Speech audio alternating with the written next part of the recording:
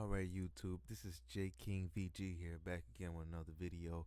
I had some trouble with OBS Studio right before I made the video on how to download it, and it was with the display capture. If your display capture is completely black, just like blacked out, um, well, first you want to make sure that this eyeball is open. If that's not working at all, then here's a solution to fix it. What you want to do is you want to go like to this bottom. Oh, I'm sorry. What you want to do is you want to go to this bottom right hand, and you want to look for your NVIDIA settings, where you want to right click and click on the NVIDIA control panel.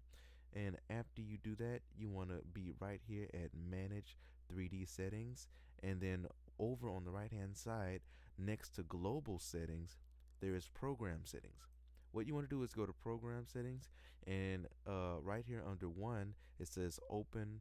Well, right under one it'll have your app listing. You want to look for open broadcaster software OBS 64.exe, and what you want to do is next go down to 2, and where it says select the preferred graphics processor for this program, you want to use integrated graphics. I believe is set on the auto select, but you want to change that to integrated graphics.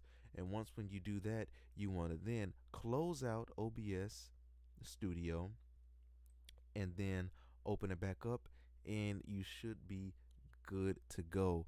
So yeah, that's how you fix the OBS black screen on your display capture.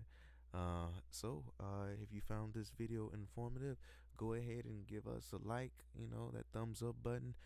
Comment down below if you're still having troubles. I may have some alternative help for you. And yeah, subscribe to the channel. So yeah, y'all have a blessed day.